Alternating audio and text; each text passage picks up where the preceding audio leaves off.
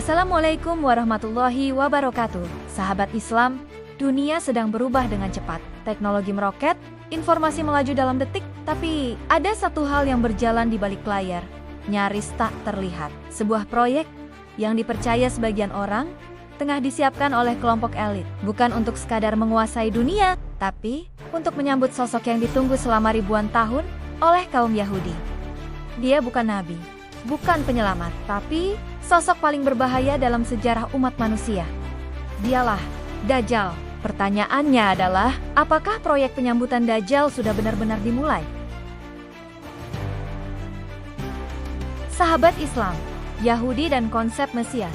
Apakah itu Dajjal? Dalam kepercayaan Yahudi, terutama cabang ortodoks dan ultra-ortodoks, ada keyakinan kuat bahwa akan datang seorang Mesias, tokoh penyelamat yang akan memimpin dunia dan membangkitkan kerajaan Israel. Namun, dalam pandangan Islam, ada perbedaan besar.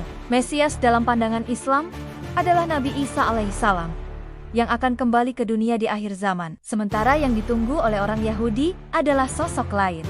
Beberapa ulama besar seperti Imam Al-Qurtubi dan Ibnu Katsir menyebutkan bahwa Dajjal akan diikuti oleh 70.000 orang Yahudi dari kota Asbahan, mengenakan jubah hijau. Dari sini, para ulama menarik benang merah. Bisa jadi, Dajjal adalah Mesias palsu yang sedang mereka tunggu-tunggu. Bagi mereka, dia adalah juru selamat. Bagi umat Islam, dia adalah fitnah terbesar sepanjang zaman. Apakah terowongan rahasia bawah tanah Al-Aqsa, proyek fisik menyambut Dajjal?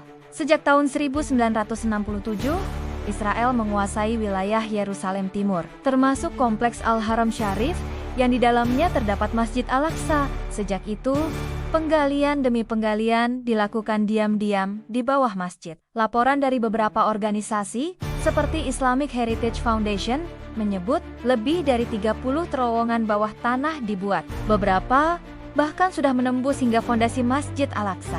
Adapun tujuan utamanya adalah untuk mencari sisa-sisa bait suci Yahudi yang dulu pernah berdiri di tempat itu, yang dipercayai sisa kerajaan Nabi Sulaiman. Secara resmi, disebut sebagai eksplorasi arkeologi. Kenapa penting? Karena dalam kepercayaan Yahudi, bait suci ketiga biasanya disebut dengan Third Temple harus dibangun kembali, dan dari tempat itu Mesias akan memimpin dunia. Artinya, Masjid Al-Aqsa bisa jadi target utama penghapusan, dan itu sangat mengkhawatirkan. Apakah agenda global membangun dunia untuk Dajjal? Para peneliti Muslim menyebut, proyek penyambutan Dajjal tidak hanya fisik, ada bagian sistemik dan ideologis.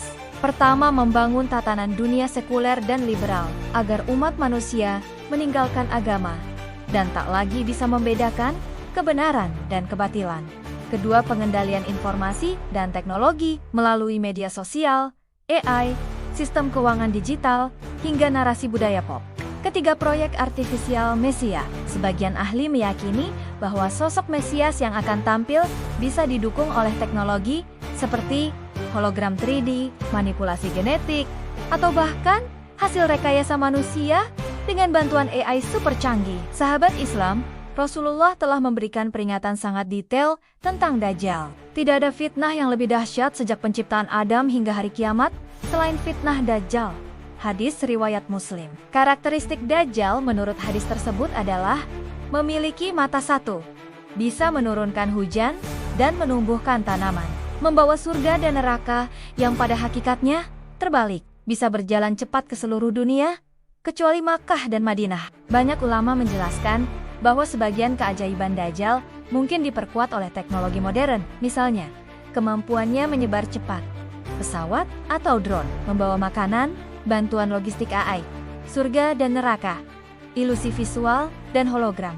Maka wajar jika dunia sedang disiapkan agar manusia mengagumi kemajuan, bukan iman. Tanda-tanda kuat proyek ini sudah berjalan.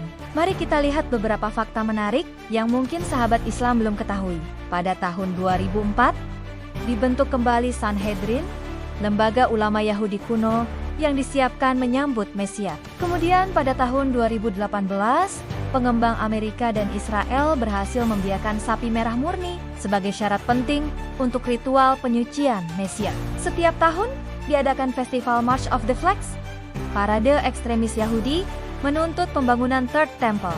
Kemudian ada dukungan elit global terhadap proyek-proyek AI, digitalisasi jiwa, dan narasi manusia super. Pertanyaannya bukan lagi, apakah proyek ini nyata, tapi sejauh mana kita sadar dan bersiap?